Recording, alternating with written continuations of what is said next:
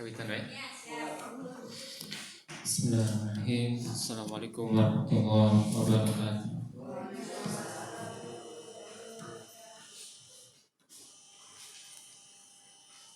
Alhamdulillah ala ihsanih. Syukuruhu ala taufiqihi wa amtinani. Asyhadu an la ilaha illallah wahdahu la syarika lah ta'ziman li sya'nih.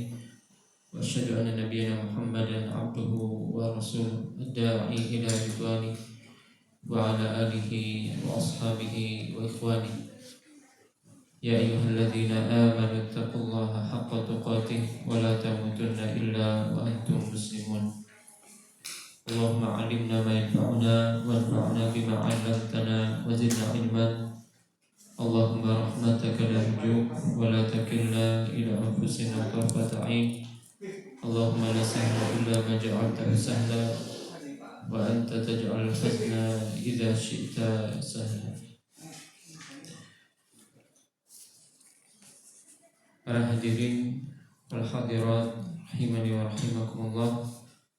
Syukur kita kepada Allah Subhanahu wa taala yang masih memberikan kesempatan hidup di ujung bulan Sya'ban. Dan sebentar lagi kita akan masuki bulan Ramadan, bulan yang dinanti-nanti oleh kaum muslimin, bulan yang terbaik di antara seluruh bulan. Di antara keutamaannya adalah yang disebut oleh Thalhah bin Ubaidillah, bahwasanya beliau suatu ketika melihat dalam mimpinya bersama dua orang yang masuk Islamnya berbarengan. Yang satu ibadahnya lebih dahsyat, bahkan meninggalnya di medan jihad. Yang satu ibadahnya biasa-biasa saja. Thalhah berada dalam mimpi itu bersama dua orang ini. Kemudian keluarlah sesosok malaikat yang mengizinkan masuk terlebih dahulu yang ibadahnya biasa-biasa. Ya, bedanya dia lebih panjang usianya 1 tahun. Ini meninggalnya tahun ini, yang satu tahun depannya. Kemudian baru dia keluar lagi dan mengizinkan orang yang kedua yang ibadahnya luar biasa dan meninggal di medan jihad. Adapun kepada Thalhah dikatakan fa innahu lam ya'ni laka ba'd. Engkau belum saatnya sekarang. Kenapa? Karena Thalhah belum meninggal ketika itu. Dan syarat masuk surga harus sudah meninggal. Gak mungkin orang masuk surga kalau belum meninggal. Gak mungkin. Makanya dalam satu hadis dikatakan, di antara keutamaan membaca ayat kursi setelah sholat itu tidak ada yang menghalanginya masuk ke dalam surga kecuali kematian. Ini keutamaan membaca ayat kursi setiap selesai sholat. Maka ketika Thalhah bangun di pagi harinya, beliau sampaikan kepada para sahabat. Mereka pun terheran, kok bisa ya? Orang yang ibadahnya biasa saja masuknya lebih dulu, yang luar biasa belakangan. Maka sampailah ini kepada Nabi SAW. Maka Nabi SAW mengatakan, min ayyi dzalika ta'jabun. Dari hal apa kalian bisa terheran? Alaysa qad makatha hadza ba'dahu sanah. Bukankah orang ini telah lebih panjang usianya 1 tahun? Wa adraka Ramadan fa shoma. Kemudian masuk lagi ke Ramadan, saum lagi. Lihat. Jadi kita masuk lagi ke bulan Ramadan itu nikmat luar biasa. Bisa jadi dengan sebab Ramadan ini kita mendapatkan ampunan Allah Subhanahu wa taala, bersih dari dosa. Bisa jadi dengan sebab Ramadan ini kita terangkat derajatnya. Oleh karena Nabi SAW mengatakan fama bainahuma ab'ada mimma bainas sama'i wal ardh. Sungguh jarak antara keduanya itu ibarat langit dan bumi. Jadi para ulama menjelaskan bahwa panjang usia di atas ketaatan itu luar biasa mulia. Jadi semakin panjang usia, semakin banyak ketaatan, semakin bagus. Ini yang masalah ini, semakin panjang usia semakin menjadi-jadi, Semakin tua semakin menjadi tasarpu arokem gini. Nah ini yang masalah ya. Tapi kalau semakin tua semakin banyak beramal soleh, ini merupakan tanda baik Allah akan mengangkat derajatnya di surga. Ya, demikian juga Nabi SAW mengatakan, "Qad ja'akum syahrul Ramadan, syahrul mubarak." Datang kepada kalian bulan Ramadan, bulan yang penuh berkah. Tufattahu fihi abwabul jannah. Di setiap harinya pintu-pintu surga di bulan Ramadan dibukakan. Wa tughlaqu fihi abwabul jahim. Pintu neraka ditutup. Ini menunjukkan saking luasnya rahmat Allah di bulan itu, saking besarnya ampunan Allah di bulan itu, bulan festival pahala. Ya. Dan kata Nabi SAW, wa tughallu fihi syayatin, setan-setan dibelenggu. Faktor maksiat itu sudah sangat kecil. Dalam riwayat yang lain, wa baradatul jin, pembesar-pembesar jin dibelenggu. Jadi ada dua penafsiran. Tafsiran pertama, kalau ada maksiat di bulan Ramadan murni hawa nafsu. Tafsiran kedua, kalau masih ada maksiat hawa nafsu plus setan-setan kelas teri. Makanya keterlaluan kalau ada orang yang masih maksiat di bulan Ramadan, menghadapi setan kelas teri saja kalah. Bagaimana menghadapi setan kelas? Kalah. Kemudian kata Nabi SAW, fihi lailatun khairun min alfi syahr.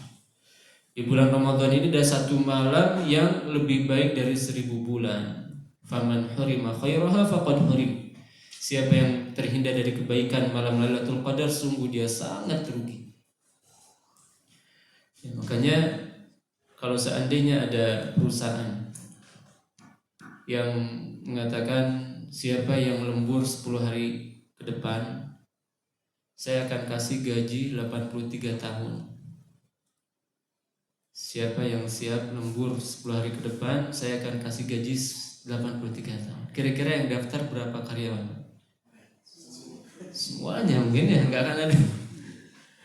10 hari kerja lah gajinya 83 tahun. Nah ini malam Lailatul Qadar. Ya, jadi malam Lailatul Qadar itu hanya 1 hari, 1 malam, tapi dia ada di 10 hari terakhir kata Nabi SAW. Carilah di malam ganjilnya. Ya. Jadi mudah-mudahan nanti kita mendapatkan kesempatan di 10 hari terakhir itu ada di masjid ya, malamnya. Kalaupun belum ya belum sudah libur belum 10 hari itu? Masih ada ya sampai tanggal 26 ya. 4 hari sebelumnya. Nah, berarti malam 27 sudah libur ya. Yang paling diharapkan tuh malam 27. Ya, malam 27 itu sangat-sangat diharapkan malam Lailatul Qadar. Jadi kalau bisa ke masjid, ibu-ibu pun boleh ke masjid ya, kecuali yang sedang haid ya. Yang sedang haid cukup banyak ibadah di rumah. Oleh karenanya kalau bisa ya Bapak Ibu hindarkan kesibukan-kesibukan yang menyibukkan kita dari ibadah nanti di bulan Ramadan. Ya kalau bisa belanja bajunya dari sekarang. Ya. Oh belum. THR-nya belum turun ya. Nah, jadi kalau bisa diusulkan gimana kalau THR itu bulan Sya'ban gitu. Ya. Nah, karena supaya nanti masuk Ramadan kita sudah fokus ibadah. Ya. Dan ini dipahami betul oleh negara Saudi. Negara Saudi itu diskon besar-besaran di bulan Sya'ban. Ya, diskon besar-besaran di bulan Sya'ban. Karena mereka tahu kalau Ramadan orang sudah sibuk semuanya dengan ibadah. Ya, di sana itu kan kalau Ramadan maghribnya jam 7. Ya, ya. Maghrib jam 7, buka lah ya jam 7 sampai jam 8. Kemudian sholat isanya dimundurkan jam 9. Makanya kan ada wacana tuh kemarin ada lihat di medsos ada yang ingin mengusulkan isanya jam 9. Walaupun di sini sebenarnya tidak terlalu butuh ya, karena kan makannya cepat, kedua maghribnya pun cepat juga gitu. Kalau di sana kan jam 7. Ya, maghribnya itu jam 7, makanya jam 9 itu wajar gitu. Nah, jam 9 sholat, selesai setengah 11, sejam setengah, karena kan 1 juz. Ya. Pulang subuhnya itu lebih cepat juga. Maka di sana biasanya belanja orang itu malam. Siang itu karena panas kan, orang malas belanja. Ramadan sibuk seperti ini malamnya, sehingga toko-toko paham ini kalau mau buka diskon harus di bulan Sya'ban, jangan di bulan Ramadan. Nah, jadi mudah-mudahan ya bisa seperti itu. Nah, kalaupun tidak ya ala kulli hal al minimalnya gitu, jangan sampai belanja kita itu membuat tarawih kita bolong gitu ya. Ya, jangan sampai kita ikut memajukan masjid. Nah, bagaimana memajukan masjid? Ya, jadi malam pertama ramai sampai belakang. Ya, malam berikutnya mulai maju tuh. Maju terus maju.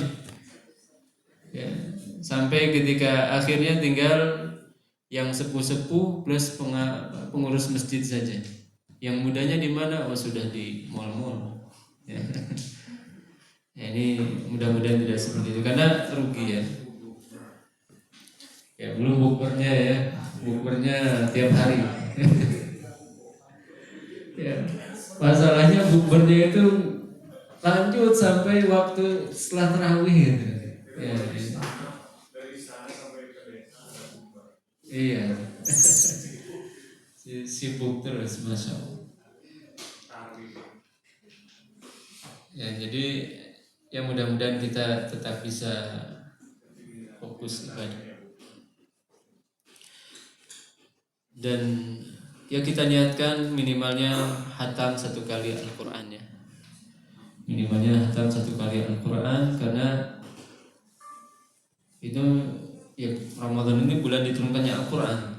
Masa bulan diturunkannya Al-Quran kita nggak hatam gitu ya. Kita niatkan minimalnya Ramadan saja itu harus hatam. Kalaupun mungkin bulan-bulan lain mungkin ada yang 2 bulan sekali, 3 bulan sekali, 4 bulan sekali ya, walaupun sebagian ulama memakruhkan kalau lebih dari 40 hari ya, sebagian ya. Bahkan Imam Syafi'i saja sehari hatamnya berapa kali Ibu? 2 kali. Ini kan kayak mustahil gitu, gimana caranya bacanya gitu. Tapi kalau yang sudah biasa mah insya Allah bisa ya. Sekarang kan di YouTube tuh ada bacaan Quran sempurna 7 jam. Itu dibaca oleh salah seorang teman. Jadi Al-Quran itu bisa dibaca 7 jam sebenarnya, cuman terus baca ya.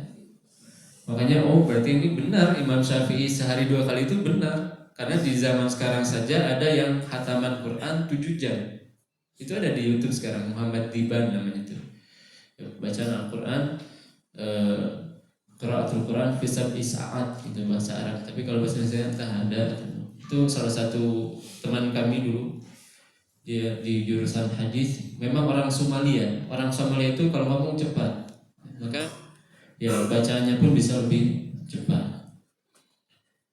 Nah, jadi kita mudah-mudahan bisa menyiapkan kebaikan di bulan Ramadan, sehingga kata Nabi SAW, Raghiba anfu rajulin dakhala alaihi Ramadan thumma salakha minhu falam yufar.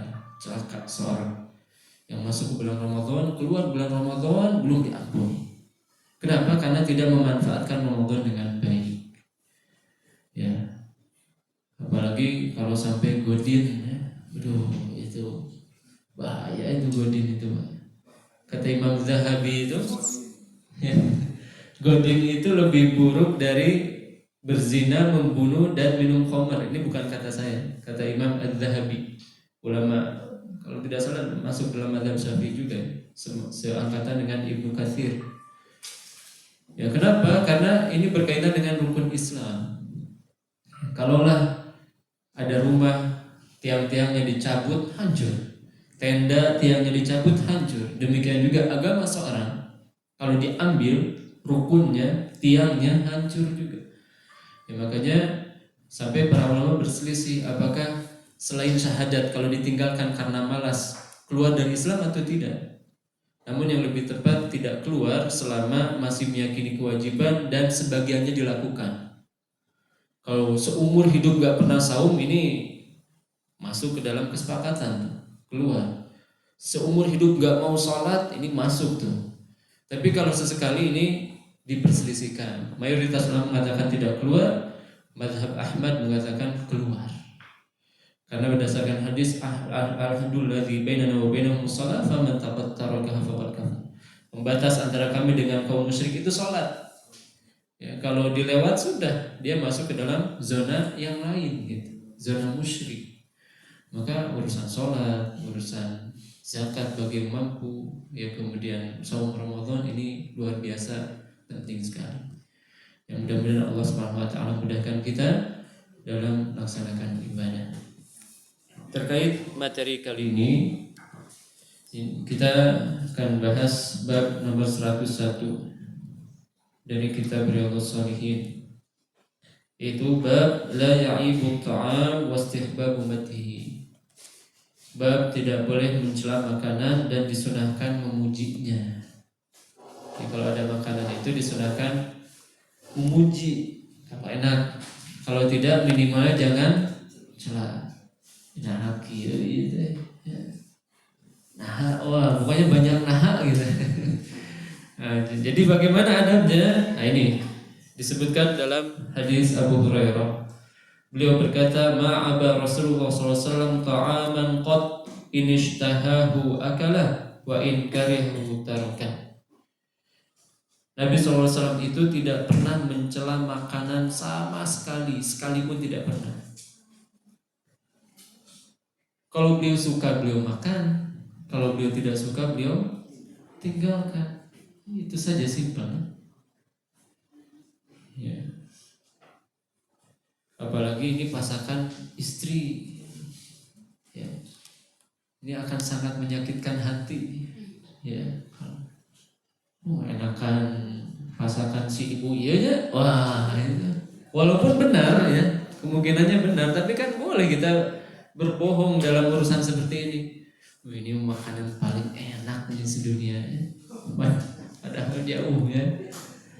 Ya, atau sebenarnya nggak enak tapi enak. Alhamdulillah enak, ini boleh.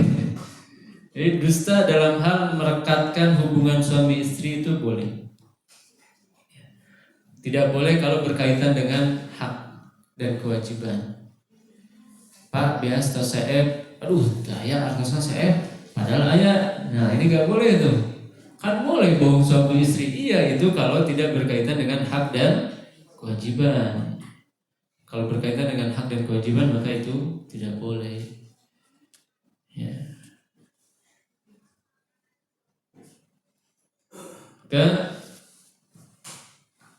Kata Syekh Salim bin Aid al-Hilali, setiap makanan yang boleh tidak boleh, setiap makanan yang halal tidak boleh dicela.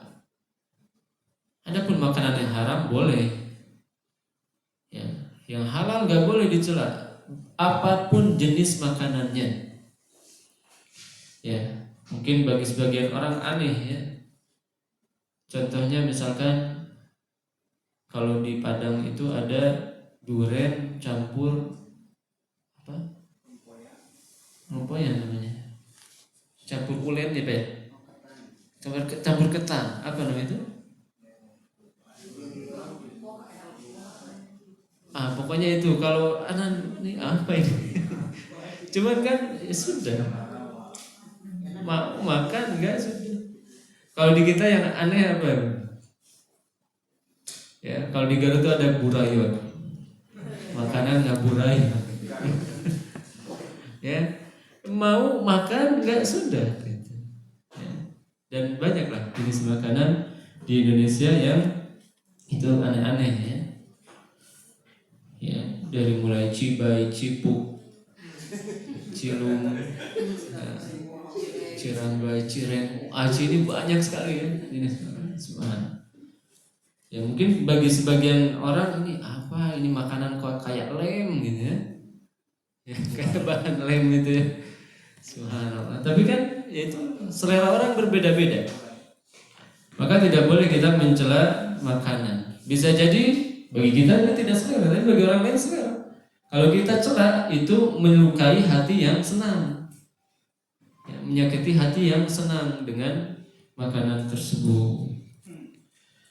Ya. Demikian juga hadis ini menjelaskan kepada kita betapa agungnya akhlak Rasulullah SAW. Beliau itu sangat menjaga perasaan orang lain. Ya. Oleh karenanya disebutkan dalam satu biografi beliau bahwa beliau itu terkadang membawa cucunya ke masjid. Hasan Husain kadang dibawa. Itu kan beliau sangat memungkinkan tinggal bilang kepada anaknya Fatimah, ini anak saya mau sholat. Tapi Nabi SAW bawa. Kenapa? Menjaga perasaan anak kecil. Jadi anak kecil saja perasaannya dijaga gitu. Apalagi yang dewasa. Apalagi yang dewasa. Demikian juga Nabi SAW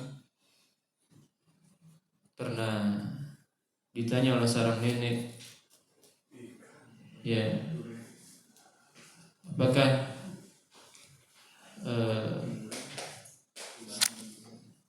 seorang nenek-nenek nanti masuk surga gimana gitu? Kalau nenek-nenek kalau masuk surga gimana? Kata Nabi SAW, di surga nggak ada nenek-nenek. Akhirnya dia pulang nangis tuh. Dipanggil, maksudnya orang masuk surga usianya kembali muda semuanya ke usia Nabi Adam, ke tingginya Nabi Adam 60 hasta 30 meteran, ya 30 ya enggak kurang 1 hasta itu segini setengah meter, iya 1 hasta ya berarti 30-an ya benar ya 30 meter usianya 30-an. Memang yang paling matang itu kan 30-an ya, fisik lagi bagus-bagusnya. Nah, maka ketika itu sang nenek pun kembali tertawa. Demikian juga ya, hadis ini menjelaskan bahwa semua makanan yang diizinkan dalam syariat atau segala hal yang diizinkan dalam syariat itu tidak boleh dicela atau tidak ada aibnya gitu. Selama itu tidak bertentangan dengan syariat. Ya, misalkan ada orang yang di adatnya pakaiannya ya seperti orang-orang Shinkitu ya, aneh. Jadi lahak ini ya Pak, ini bolong ke bawah. Jadi seperti pakai selimut, tinggal ada bolong di tengahnya. Masukkan saja ke tengah. Ini kan aneh, ini maksudnya apa ini baju ini? Tinggal dimasukin ke atas, ini ke bawah bolong. Ini kalau kita lihat ini apa? Tapi dalam syariat kita tidak ada hal yang tercela selama tidak bertentangan dengan syariat. Dia masih pakai pakaian bagian dalam, itu hanya untuk bagian luarnya saja. Dan segala hal termasuk makanan, ya, makanan mau nasi goreng pakai pete, ya mau apalagi ibu biasanya ibu-ibu yang urusan makanan, ya segala jenis makanan tidak ada aibnya kecuali yang bertentangan dengan syariat, ya seperti apa yang berbahan gelatin, katanya gelatin itu bentar dari babi Pak, dari babi ya. Dan katanya gelatin ini sekarang sudah masuk ke dalam apa? Bukan hanya sekedar makanan ini, tapi sebagian minuman pun katanya sudah ada ya. Kalau yang kemarin ada ya. Nah, kemudian di sini menjelaskan ta'limul linnas kaifiyatul mu'alajah ma kariha min at-ta'am. Nabi memberikan solusi bagaimana kalau orang gak suka dengan makanan. Solusinya apa? Tinggalkan saja. Ya, tidak usah dikomentari. Kemudian hadis berikutnya dari Jabir bin Abdullah, Nabi SAW suatu ketika ditanya, atau Nabi SAW pernah meminta makanan kepada keluarganya, bertanya tentang makanan kepada keluarganya, maka mereka menjawab, ma indana illa khallun. Wahai Rasulullah, kita tidak punya makanan kecuali cuka. Fada'a bihi, maka Nabi minta dibawakan. Faja'ala ya'kulu wa yaqul. Kemudian Nabi SAW makan Setelah itu mengatakan ni'mal udumu al-khallu. Ni'mal udumu al-khallu. Sebaik-baik makanan itu cuka, sebaik makanan itu cuka. Cuka mah minuman ya. Tapi kenapa dikatakan makanan? Karena dicampurkan kepada makanan, ya baik kepada buah maupun sayur. Di Saudi itu ada istilahnya khol, sayur biasanya itu ya.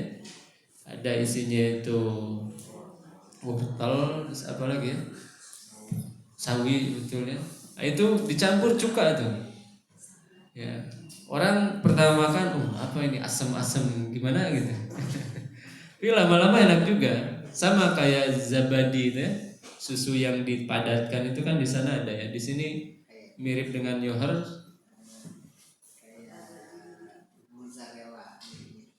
Kayak mozzarella. Ya mungkin ya. Cuma di sana itu cair gitu. Jadi gimana gitu, aneh. Awal-awal ya agak aneh gitu. Tapi lama-kelamaan enak juga. Dan demikian juga khol nih. Khol itu sayuran yang dicampur dengan cuka. Nabi SAW ketika dihidangkan makanan cuka itu mengatakan sebaik-baik makanan cuka. Sebaik-baik makanan cuka. Nah, jadi ibu-ibu silahkan ya sesekali buat makanan dari cuka. Karena ini sunnah. Betis, ada cukanya ya betis. Oh ya udahlah itu. Itu mantap sudah kalau betis. Nah, yang jelas kalau ada hadis minimalnya sekali seumur hidup kita amalkan, ya sekali seumur hidup kita amalkan. Ya, terkait ini selama mungkin kan kita amalkan. Ya, buat manisan, ya kan, manisan buah itu kan kita niatkan ini sunnah ini. Asinan, ya. Asinan ada cukanya kan ya. Nah itu asinan buah itu. Kalau di sini, ya betul asinan. Ya, jadi asinan buah ataupun asinan sayur ini bisa kita niatkan untuk sunnah. Karena Nabi SAW mengatakan ni'mal udumul khal, ni'mal udumul khal. Ya, sebaik-baik makanan adalah cuka. Nah, hadis ini menjelaskan kepada kita madhul iqtisad fil aql. Terpujinya sederhana dalam makanan. Fa innahu nisful 'aish. Karena sederhana dalam makanan itu setengah kehidupan. Ini sampai dikatakan setengah kehidupan. Subhanallah ya. Karena sebagian orang itu gajinya habis sama makanan. Ya. Gajinya habis sama makanan. Maka kalau orang bisa sederhana dalam makanan, ini telah mengambil setengah kehidupannya. Ya, sebagaimana bersuci itu setengah apa? Setengah keimanan. Fa innahu syatrul iman. Bersuci itu setengah keimanan. Menikah setengah agama. Nah, ini yang belum nikah ya. Menikah itu apa? Setengah agama. Jadi yang belum nikah agamanya baru setengahnya. Ya, belum bisa full. Ya. Baru setengah. Nah, kenapa? Karena orang yang sudah menikah sudah aman dari syahwatnya tuh. Ya, tinggal dari segi syubhatnya, pemikiran-pemikiran rancu, kesalahan-kesalahan dalam pemikiran yang sesat-sesat itu, ini tinggal yang satunya. Adapun dalam hal syahwatnya sudah teredam oleh pasangan. Ya, ini disebutkan kenapa menikah itu setengah. Demikian juga bersuci. Kenapa bersuci ini setengah? Karena agama kita ini hubungannya dengan lahiriah dan batiniah. Ya, lahiriah bersuci itu berkaitan dengan lahiriah kita. Tinggal persucian yang lain. Kesucian yang lain yaitu kesucian batin kita. Ya, kesucian hati kita ini. Ini setengahnya lagi. Nah, demikian juga di sini disebutkan bahwa sederhana dalam makan itu nisful aish, setengah dari kehidupan. Kemudian yang berikutnya man'un nafsi an kulli ma tashtahi. Bahwa tidak mesti semua keinginan harus diikuti. Falaisa kullu mashtahal mar'u ishtara wa akal. Tidak semua yang kita inginkan harus dibeli dan dimakan. Ya. Nabi SAW kalau mau kan tinggal beli saja keluar. Tapi Nabi SAW mengatakan ada apa? Ada cuka. Kemudian beliau puji. Maka ini juga menunjukkan kepada kita bahwa kalau ada makanan enak hendaknya dipuji sebagai bentuk mengikuti petunjuk Nabi SAW. Kemudian hadis ini juga menjelaskan keutamaan cuka. Ya. Baik zat cukanya atau untuk dicampurkan dengan yang lain. Ini hadis yang kedua. Hadis yang ketiga, bab yang selanjutnya, ma yaquluhu man hadara ta'am wa huwa sha'imun. Apa yang harus diucapkan oleh orang yang diundang makan sementara dia sedang berpuasa. Nabi SAW bersabda dari sahabat Abu Hurairah, "Idza du'iya ahadukum falyujib, fa in kana sha'iman falyusalli, wa in kana muftiran falyat'am." Dalam hadis riwayat Muslim, Nabi SAW bersabda, jika salah seorang di antara kalian diundang maka penuhi. Terutama undangan menikah, walimatul urs. Itu hukumnya wajib. Ya, hukumnya wajib. Kecuali kalau jauh luar kota atau memang ketika ada uzur sakit atau undangannya terlalu banyak. Terutama di Syawal ya. Biasanya kan hampir setiap minggu itu undangan. Ya. Syawal sama bulan haji betul Pak. Zulhijjah sama Syawal. Ya. Kalau Safar bulan Suro kosong. Iya. Padahal itu tidak ada celahannya. Menikah di bulan Safar itu tidak ada celahan. Bahkan Nabi SAW mengatakan la safar. Jangan ada keyakinan meyakini Safar itu bulan sial. Ya, ini hadisnya sahih. Oleh karenanya di sebagian pernikahan istri Nabi di bulan Safar. Maka boleh kita menikah di bulan Safar, bahkan dianjurkan kalau dalam rangka untuk memberikan pendidikan kepada masyarakat. Jadi menikah di bulan Safar ini tidak akan menjadikan sial, karena kan diyakininya rumah tangganya pasti ribut terus. Atau cerai katanya gitu. Ya. Kemudian mereka meyakini bahwa Safar itu bulan musim kawinnya anjing.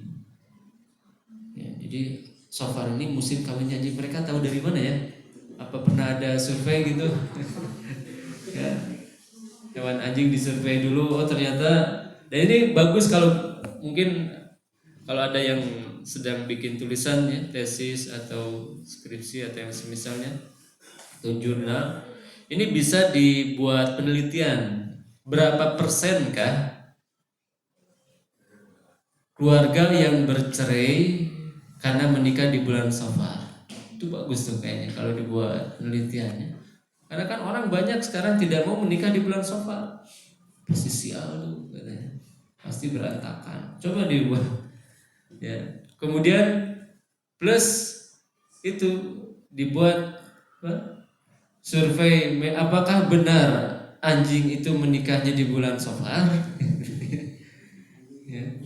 Jadi musim kawinnya itu di bulan Safar gitu. Ya, ini kan perlu ada bukti ilmiah ya. Karena masyarakat kita itu terkadang terbawa oleh keyakinan-keyakinan dulu ketika di zaman animisme. Ya, sehingga masuklah keyakinan-keyakinan seperti ini. Kata Nabi SAW, kalau salah seorang di antara kalian diundang untuk makan, maka harus memenuhinya. Jadi hukum asal undangan itu wajib. Fa in kana sha'iman falyusalli. Tapi kalau sedang saum cukup berdoa saja. Kita tetap hadir. Kemudian, aduh maaf saya lagi saum, jadi saya nggak bisa makan ya. Boleh.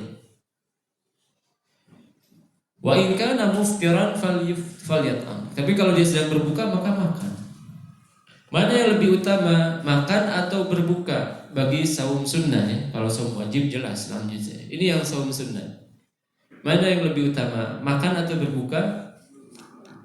Ya. Jika memang berbuka akan menjadikan orang yang mengundang kita senang, maka lebih utama berbuka. Ya, menyenangkan orang. Dan ini ibadah yang luar biasa besar. Kata Nabi SAW, di antara hal yang sangat besar pahalanya adalah idkhalus surur fi qalbi mu'min, memasukkan kebahagiaan kepada hati seorang beriman. Ini ibadah. Ya. Ibadah korupsi. Ya. Nah, jadi kalau kita yakin dia akan berbahagia, maka kita batalkan. Lebih utama. Tapi kalau kita tahu ini orang ini mah biasa-biasa saja, mau makan mau enggak biasa saja. Nah, ketika itu kata Nabi SAW, as-shaimul mutatawwi amiru nafsihi. Orang yang sedang saum sunnah tergantung dirinya.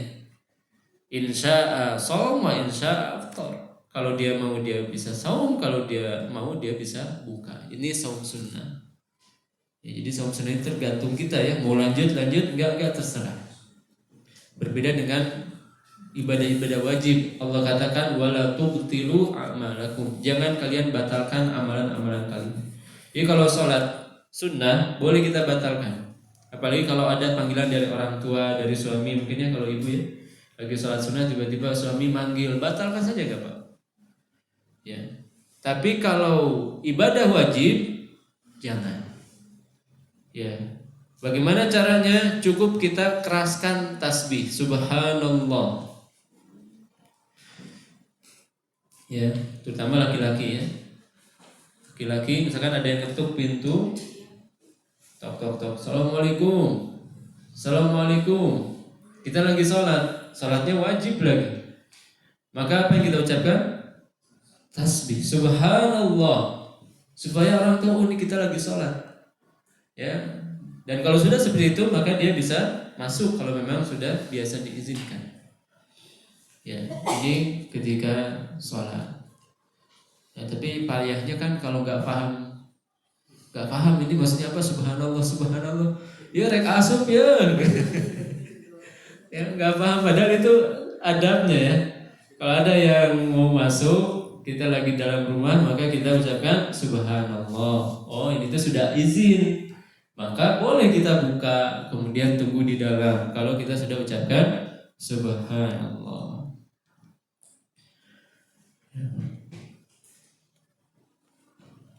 Hadis ini menjelaskan kepada kita wajibnya memenuhi undangan seorang, ya, baik ketika saum maupun tidak. Adapun yang saum sunnah ini tergantung dirinya saja. Kalau dia mau dia batalkan, kalau dia mau dia lanjutkan saumnya. Dan istri kalau mau saum sunnah harus izin sama suami. Ya.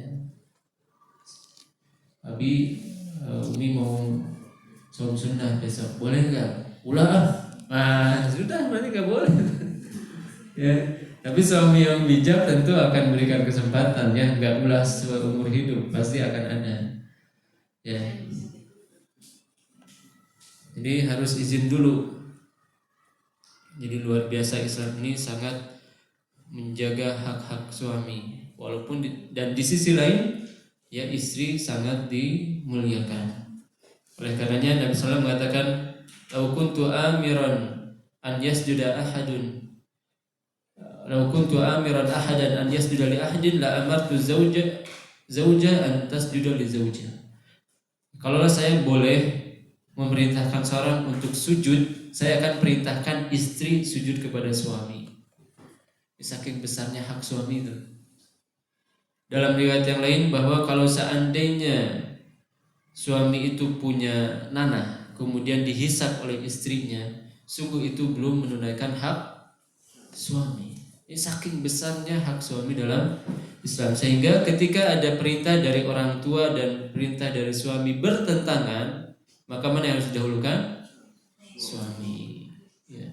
Misalkan suami sakit, orang tua sakit juga, sama-sama ingin dilayani. Ya, sakitnya sama-sama butuhkan pelayanan, maka istri harus mendahulukan suami.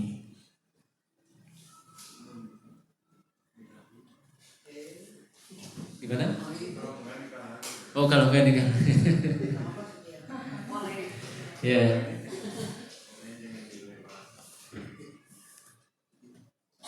Kemudian yang berikutnya, as-shaimu idza lam yakul ishtighal bidu'a. Orang yang saum kalau hadir di undangan, maka sibukkan diri dengan mendoakan. Orang lain lagi pada makan kan, kita perbanyak doa saja. Gitu. Ya. Kemudian as-shaumu la yamna' sahibahu min huduril walimah. Saum itu tidak menghalangi seorang untuk menghadiri walimah. Wa illam yakul, walaupun dia belum atau tidak makan. Faqad yatabarrak bihi ahlu ta'am wal hadirun. Karena bisa jadi dengan kehadirannya akan turun keberkahan bagi orang yang sedang walimah. Wa qad yatajammaluna bihi wa qad yantafi'una bi du'ahi wa bi isyaratihi. Ya, mereka akan semakin berkah hidupnya, mendapatkan manfaat dari doanya, au yunasunuhu amala yansonuna anhu fi ghaibatihi. Mereka akan terhindar dari satu keburukan yang bisa jadi hal itu akan turun kalau orang yang saum ini tidak hadir. Jadi luar biasa ya. Orang kalau beribadah itu manfaatnya bukan hanya untuk dirinya. Orang yang di sekitarnya pun akan mendapatkan keberkahan. Oleh karenanya, salah satu pelepah kurma yang biasa dipakai oleh Nabi untuk khutbah. Nabi itu khutbahnya dulu di pelepah kurma. Kemudian pindah dibuatkan mimbar oleh para sahabat. Dan mimbar yang sunnah itu adalah 3 tingkatan. 1 untuk naik, 2 untuk berdiri ketika khutbah, 3 untuk duduk. Ya, jadi kalau bikin mimbar yang terbaik yang seperti itu, walaupun ya dengan yang ada sekarang pun gak ada larangan. Tapi kalau kita ingin sesuai dengan mimbarnya Nabi itu 3 tingkatan, 1 untuk naik, 2 untuk berdiri, 3 untuk duduk, karena duduk di antara 2 khutbah. Ya walaupun nanti ada hiasannya misalkan, ya gak masalah pakai marmer dan seterusnya. Nah, Nabi SAW ya itu ketika pindah mimbarnya ke yang baru, tidak lama kemudian terdengar suara tangisan seperti anak kecil. Dicari ini dari mana? Oh ternyata dari pelepah kurma. Pelepah kurma nangis. Akhirnya Nabi SAW, bahasa kitanya apa? Upahan. Bahasa Indonesianya apa ya? Upahan. Ngabebenjokeun. Oh, itu tambah Indonesia lagi. Ya, menenangkan. Nabi SAW menenangkan pelepah kurma itu supaya tidak nangis. Ya, terus diusah-usah sampai diam semua. Jadi merasa kehilangan dari ketaatan yang biasa dilakukan di atasnya. Ya, Nabi SAW juga pernah megang beberapa biji batu kemudian bertasbih. Ini Nabi ya, karena punya mukjizat. Ya, beda dengan kita. Demikian juga Nabi kalau meludah itu para sahabat berebutan ludahnya tuh. Ya, kalau orang zaman sekarang nggak perlu berebutan, karena beda zatnya itu. Ya, keringat Nabi itu kan dikatakan keringatnya itu lebih wangi dari parfum yang ada. Ya, orang zaman sekarang bukan seperti itu. Ya, maka tidak perlu kita beli-beli air liur wali fulan, ya, air liur wali fulan, karena bahkan sebagian ulama mengatakan bahwa ini jual beli yang tidak sah karena tidak ada manfaatnya. Yang boleh itu hanya jual beli air liur walet. Nah, kalau itu boleh tuh jual beli air liur walet silahkan, karena obat manfaatnya jelas. Tapi kalau jual beli air liur kiai fulan, ini hukumnya bisa tidak sah. Ya, karena tidak ada manfaatnya. Ya. Sudah jam berapa? 9.25. Ya, alhamdulillah ya. Sisa 5 menit lagi. Kalau babnya sudah selesai ya. Sudah selesai 2 bab. Ada pertanyaan?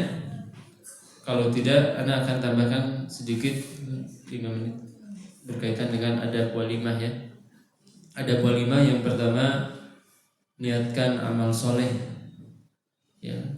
Baik kita pembuat walimah maupun yang datang, niatkan ini sebagai amal soleh. Karena Nabi SAW memerintahkan kita untuk mendatangi walimah.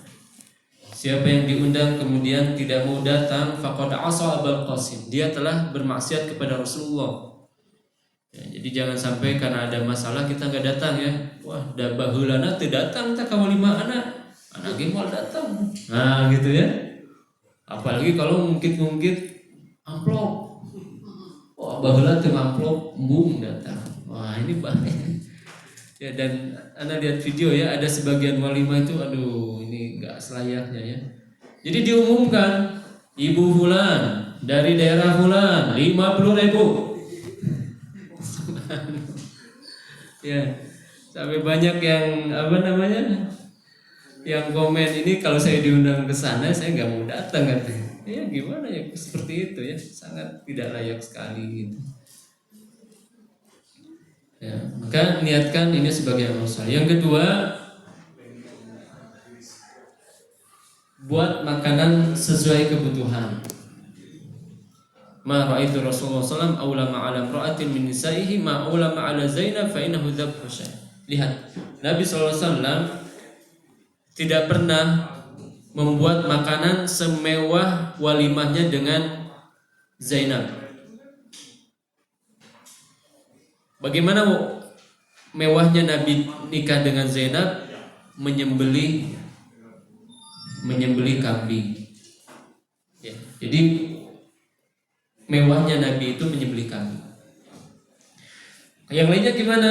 Itu terkadang dengan akid. Akid itu apa?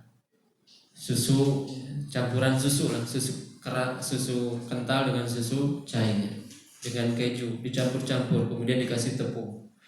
Ya, demikian juga ada campuran roti dengan daging. Ya, ini kalau sudah ke situ udah agak mewah. Tapi biasanya Nabi SAW sederhana saja. Ya. Kemudian ada yang ketiga, undang kerabat, tetangga dan saudara, terutama saudara sama muslim. Ya. Jadi jangan dibeda-beda.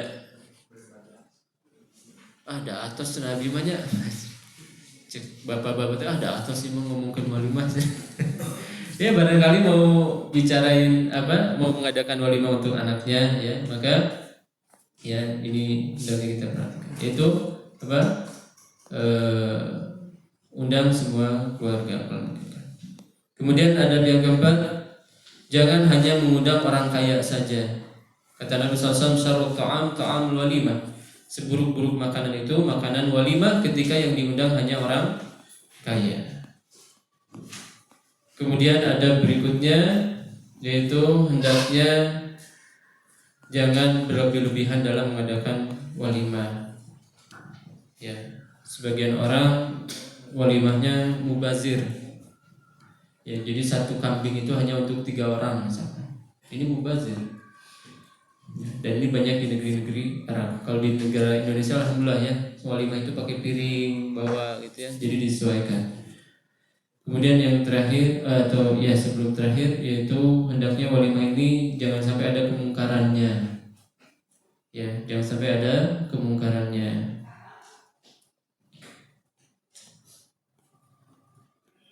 Dan wajib bagi yang diundang untuk memenuhi undangan walimah, dan boleh bagi seorang untuk tidak menghadiri walimah kalau ada kemungkarannya. Boleh ya. Jadi kalau ada kemungkaran di sana boleh tidak hadir. Ya, tapi kalau kita bisa datang dan memberikan nasihat tentu itu lebih baik. Ya, mungkin ini saja yang bisa kita bahas. Mudah-mudahan bermanfaat. Mudah-mudahan kita semua masuk bulan Ramadan dalam kondisi sehat walafiat, mendapatkan taufik dari Allah sehingga keluar dari bulan Ramadan dalam kondisi diampuni dosa-dosa kita. Allahumma sallimna Ramadan wa sallim lana Ramadan wa tasallamhu minna mutaqabbala. Wassallallahu ala nabiyyina Muhammadin wa akhiru da'wana alhamdulillahi alamin. Subhanakallahumma bihamdik asyhadu an la ilaha illa anta astaghfiruka wa atubu ilaik. Assalamualaikum warahmatullahi wabarakatuh.